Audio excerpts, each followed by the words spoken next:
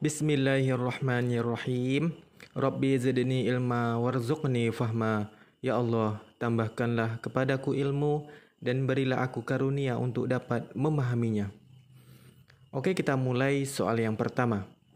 Cara untuk mengubah pola pikir umat Islam dari keterbelakangan adalah pendidikan. Hal ini secara jelas dikemukakan oleh A. Al-Tahtawi, B. Rashid Ridho, C. Syah Ahmad Han, D. Muhammad Ali Pasha, E. Jamaluddin Al-Afghani. Jadi jawaban yang paling tepat adalah 3, 2, 1. C. Syah Ahmad Khan. Pembahasan. Pendapat yang menyatakan bahwa cara terbaik mengubah pola pikir umat Islam dari keterbelakangan adalah dengan jalan pendidikan, merupakan pendapat dari Syah Ahmad Han. Ahmad Han ini adalah salah satu cendekiawan Muslim yang banyak mencurahkan pikirannya pada pembaharuan di dalam Islam. Bisa dipahami ya teman-teman? Oke, kita lanjut soal nomor 2.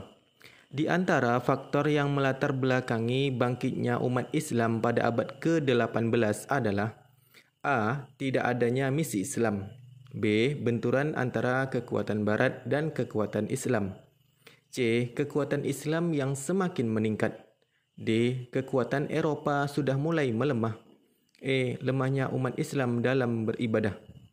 Jadi jawaban yang paling tepat adalah 3, 2, 1.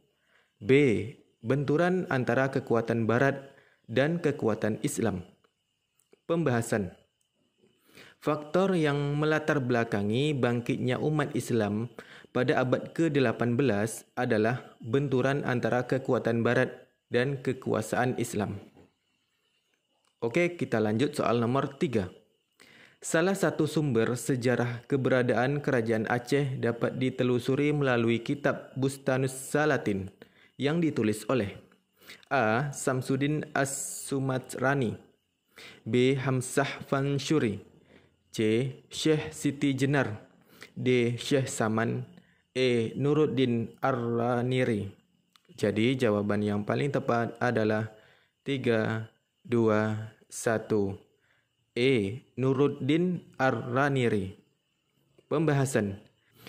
Dilansir dari Encyclopedia Britannica, salah satu sumber sejarah keberadaan kerajaan Aceh dapat ditelusuri melalui kitab Bustanus Salatin yang ditulis oleh Nuruddin Ar-Raniri. Bisa dipahami ya teman-teman? Oke, sebelum kita lanjut, bantu di-subscribe ya. Oke, kita lanjut soal nomor 4. Menetapkan hukum yang tidak terdapat dalam Al-Quran adalah pengertian dari A. Bayan Tashri', B. Bayan Tafsid, C. Bayan Takrir, D. Bayan Takbir. Jadi jawaban yang paling tepat adalah 3, 2, 1. A. Bayan Tashri'. Pembahasan. Menetapkan hukum yang tidak terdapat dalam Al-Quran adalah pengertian dari Bayan At-Tashri'. Jadi hukum yang tidak terdapat dalam Al-Quran adalah pengertian dari Bayan Tashri'. Bisa dipahami ya teman-teman? Oke, kita lanjut soal nomor 5. Doa yang dimaksud doa matsur adalah doa yang A. Banyak dibaca ulama, B. Diajarkan kepada oleh umum, C. Disusun berdasarkan bab, D. Dinukil dari Nabi, E. Wajib dibaca ketika solat. Jadi jawaban yang paling tepat adalah 3, 2, 1. D. Dinukil dari Nabi. Pembahasan. Doa yang matsur adalah doa yang merupakan warisan atau peninggalan dari Nabi Muhammad SAW atau yang diajarkan oleh beliau SAW.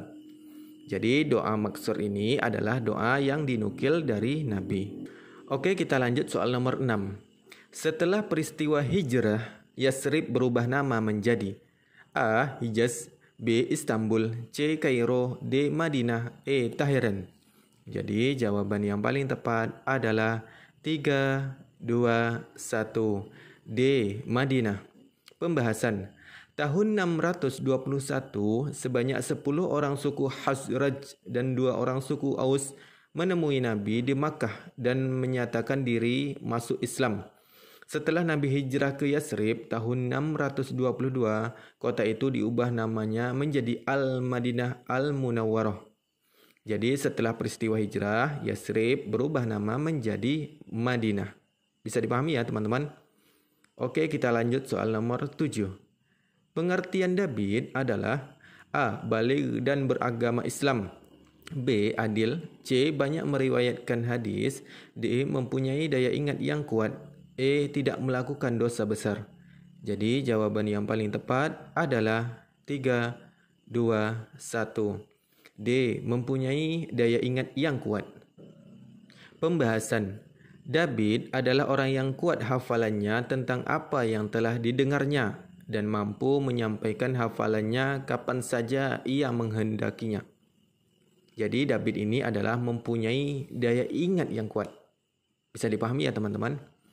Oke, kita lanjut soal nomor 8. Nabi yang diberi mukjizat berupa suara merdu yaitu A. Nabi Sulaiman, B. Nabi Musa, C. Nabi Daud, D. Nabi Adam, E. Nabi Muhammad.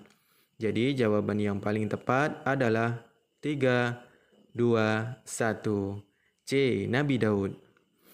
Pembahasan. Salah satu mukjizat Nabi Daud adalah dianugerahi suara yang amat merdu. Oke, kita lanjut soal nomor 9. Sahabat Nabi yang diutus ke Yaman sebagai hakim adalah A. Zaid bin Sabit, B. Zubair bin Awam, C. Muaz bin Jabal, D. Ali bin Abi Thalib, E. Abu Sufyan. Jadi jawaban yang paling tepat adalah 3, 2, 1. C. Muaz bin Jabal. Pembahasan. Salah satu peristiwa monumental yang dialami Muaz ibnu Jabal dalam kehidupan beragama adalah peristiwa penunjukannya sebagai hakim yang diutus Rasulullah SAW ke kawasan Yaman. Jadi sahabat Nabi yang diutus ke Yaman sebagai hakim adalah Muaz bin Jabal. Kita lanjut soal nomor 10. Meninggalkan dan menjauhkan segala hal yang membuat jauh dari Allah disebut dengan A. Muraqabah, B. Muamalah, C. Uzlah, D. Raja', E. Husnuzon. Jadi jawaban yang paling tepat adalah 3, 2, 1. C. Uzlah. Jadi uzlah ini meninggalkan dan menjauhkan segala hal yang membuat jauh dari Allah. Bisa dipahami ya teman-teman? Oke, kita lanjut soal nomor 11. Doa untuk jenazah dibacakan setelah takbir ke A1, B2, C3, D4, E5. Jadi jawaban yang paling tepat adalah 3, 2, 1. C3. Pembahasan. Takbir ketiga, setelah itu membaca doa untuk jenazah. Doa solat jenazah ini sebagaimana hadis riwayat Muslim dalam sahihnya. Bismillahirrahmanirrahim. Allahumma ighfir lahu warhamhu wa'afi wa'fu anhu wa akrim nuzulahu wa wasi mudkhalahu waghsilhu bil ma'i wassalji wal barad. Jadi doa untuk jenazah dibacakan setelah takbir ketiga. Oke, kita lanjut soal nomor 12. Kebutuhan tertinggi manusia dalam pembelajaran menurut teori Maslow adalah A. Keamanan, B. Pengembangan diri, C. Afeksi dan relasi, D. Makan, minum, tidur dan pakaian, E. Pencapaian dan status. Jadi jawaban yang paling tepat adalah 3, 2, 1. B. Pengembangan diri. Pembahasan. Kebutuhan aktualisasi diri merupakan kebutuhan yang menempati posisi tertinggi dari hierarki Maslow. Kebutuhan ini mencakup kebutuhan untuk mengembangkan potensi yang ada pada diri sendiri, kebutuhan untuk meningkatkan kemampuan diri, serta kebutuhan untuk menjadi orang yang lebih baik. Oke, kita lanjut soal nomor 13. Penilaian harus mampu menyimpulkan apakah peserta didik telah mencapai kompetensi yang ditetapkan atau belum. Hal ini sesuai dengan prinsip penilaian A. Finding odds, B. Summing up, C. Hacking odds, D. Checking up, E. Keeping track. Jadi jawaban yang paling tepat adalah 3, 2, 1. B. Summing up. Pembahasan. Dilansir dari Encyclopedia Britannica, penilaian harus mampu menyimpulkan apakah peserta didik telah mencapai kompetensi yang ditetapkan atau belum. Hal ini sejalan dengan prinsip penilaian summing up. Oke, kita lanjut soal nomor 14. Teori yang mengemukakan bahwa Islam dibawa ke Indonesia dari Persia adalah A. Senok Hurronj, B. Buya Hamka, C. Hussein Jajadiningrat, D. J.C. Vanner, E. W.F. Sutterham. Jadi jawaban yang paling tepat adalah 3, 2, 1. C. Hussein Jajadiningrat. Pembahasan. Teori Persia. Teori masuknya Islam ke Indonesia terakhir adalah Persia yang dicetuskan oleh Hussein Jajadiningrat. Dijelaskan bahwa Islam masuk ke Indonesia dari Persia singgah ke Gujarat pada abad ke-13. Hal ini terbukti dari kebudayaan Indonesia yang memiliki persamaan dengan Persia. Bisa dipahami ya teman-teman? Oke, kita lanjut soal nomor 15.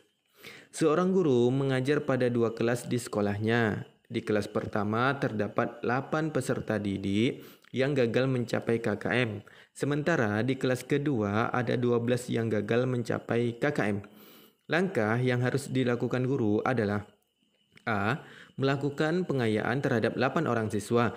B. Melakukan remedial kepada 12 orang siswa. C. Melakukan remedial kepada peserta didik yang gagal di kedua kelas. D. Melakukan pengayaan kepada kedua peserta didik yang gagal di kedua kelas tersebut. E. Mengulang seluruh materi kepada peserta didik gagal pada kedua kelas. Jadi jawaban yang paling tepat adalah 3, 2, 1. C. Melakukan remedial kepada peserta didik yang gagal di kedua kelas. Pembahasan. Pengayaan baiknya ditujukan untuk yang berhasil dan remedial ditujukan untuk yang gagal. Dan remedial harus dilakukan pada kedua kelas tersebut. Bisa dipahami ya teman-teman? Oke, kita lanjut soal nomor 16. Jika seorang siswa didiagnosa menderita disgrafia, maka tindakan kita untuk menanganinya adalah A. Memberikan video visual dan siswa melihatnya. B. Melakukan latihan membaca secara rutin. C. Membuat diskusi kelas sehingga siswa terbiasa mengeluarkan pendapat. D. Memberikan teks-teks tertulis dan siswa diminta menyalinnya. Jadi jawaban yang paling tepat adalah 3, 2, 1. D. Memberikan teks-teks tertulis dan siswa diminta menyalinnya. Pembahasan. Disgrafia yaitu kesulitan anak menyimpan kata-kata yang tertulis dan ia baca ke dalam memori untuk anak tulis kembali. Oke, kita lanjut soal nomor 17.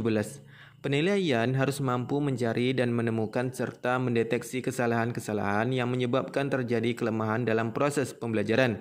Hal ini merupakan prinsip A. Finding out, B. Summing out, C. Checking out, D. Checking up, E. Keeping track. Jadi jawaban yang paling tepat adalah 3, 2, 1.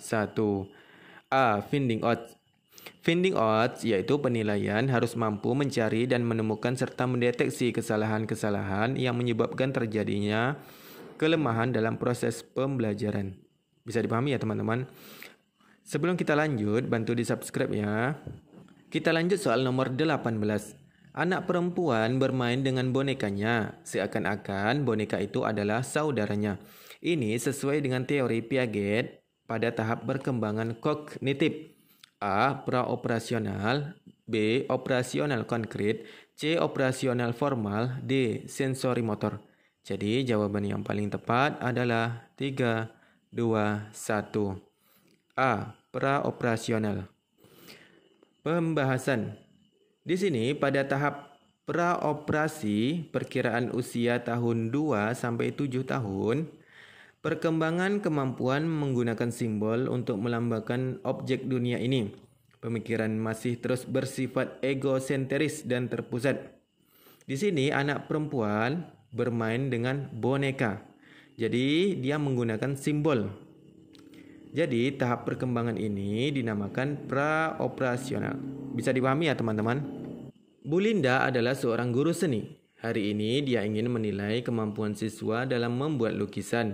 Selain hasil lukisan siswa yang dinilai, teknik dalam menggambar, cara menggunakan alat, dan perlengkapan dan juga sikap siswa dalam menghargai karya temannya juga menjadi acuan dalam penilaian. Dalam hal ini, Bu Linda telah menerapkan prinsip A. Sahih, B. Objektif, C. Menyeluruh, D. Sistematis, E. Beracuan kriteria. Jadi jawaban yang paling tepat adalah 3, 2, 1. C. Menyeluruh. Pembahasan. Menyeluruh dan berkesinambungan berarti penilaian oleh pendidik mencakup semua aspek kompetensi dengan menggunakan berbagai teknik penilaian yang sesuai untuk memantau perkembangan kemampuan peserta didik. Kita lanjut soal nomor 20.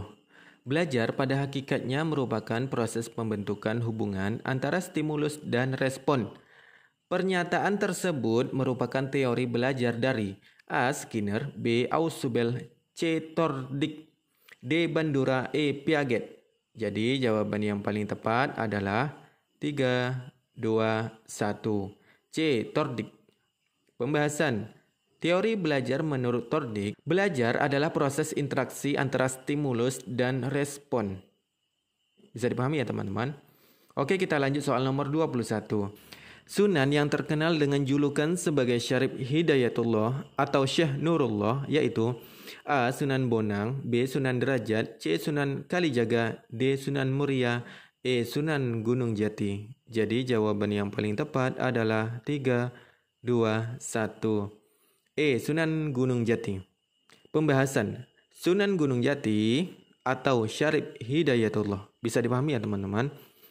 Kita lanjut soal nomor 22.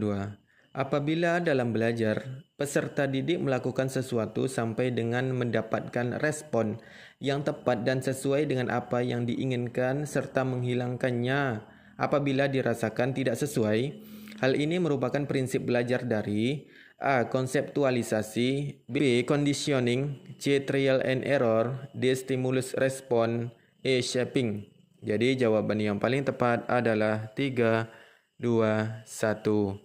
C. Trial and error. Pembahasan. Apabila dalam proses belajar peserta didik melakukan sesuatu sampai dengan mendapatkan respon yang tepat dan sesuai dengan apa yang diinginkan serta menghilangkannya apabila dirasakan tidak sesuai, hal ini merupakan prinsip belajar dari trial and error. Bisa dipahami ya teman-teman? Oke, kita lanjut soal nomor 23. Aspek yang berkaitan dengan perasaan, emosi, sikap, dan derajat penerimaan maupun penolakan terhadap suatu objek peserta didik. A. Afektif, B. Kognitif, C. Psikomotorik, D. Emotif, E. Sensitif. Jadi jawaban yang paling tepat adalah 3, 2, 1. A. Afektif. Ranah afektif adalah materi yang berdasarkan segala sesuatu yang berkaitan dengan emosi seperti penghargaan, nilai, perasaan, semangat, minat, dan sikap terhadap sesuatu hal. Bisa dipahami ya teman-teman? Oke, kita lanjut soal nomor 24. Teori belajar yang mengutamakan perubahan tingkah laku pada individu yang belajar dengan mengutamakan hubungan stimulus dan respon merupakan teori A. Konstruktivistik, B. Rekonstruktivistik, C. Behavioristik, D. Humanistik, E. Kognitivistik.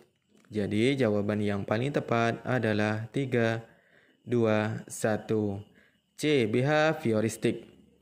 Teori belajar behavioristik adalah sebuah teori yang dicetuskan oleh Geck dan Berliner tentang perubahan tingkah laku sebagai hasil pengalaman. Sebelum kita lanjut, bantu di-subscribe ya. Oke, kita lanjut soal nomor 25. Salah satu jenis pengetahuan yang berasal dari kegiatan fisik anak, seperti mengenali bentuk, warna, suara, dan gerak, pengetahuan ini menurut Jean Piaget disebut pengetahuan A. Fisik, B. Logika, C. Bahasa, D. Sosial. Jadi jawaban yang paling tepat adalah 3, 2, 1. A. Fisik. Di sini fisik berasal dari kegiatan fisik seperti bentuk, warna, suara, gerak. Kemudian logika, kemampuan membandingkan, berpikir, menghitung. Bahasa, nggak ada ya. Kemudian sosial, artinya bersumber dari proses interaksi seseorang dengan budaya, norma, dan moral orang lain. Oke, kita lanjut soal nomor 26. Pada awal semester, Pak Budi sebagai guru IPA selalu menjelaskan penilaian yang akan dilaksanakan selama satu semester dan penentuan nilai akhir IPA yang menerapkan prinsip penilaian. A. Sistematis, B. Terbuka, C. Terpadu, D. Akuntabel. Jadi jawaban yang paling tepat adalah 3, 2, 1. B. Terbuka. Pembahasan menjelaskan semua jenis teknik prosedur dan pengolahan penilaian sampai penentuan akhir. Bisa dipahami ya teman-teman? Alhamdulillahirabbil alamin.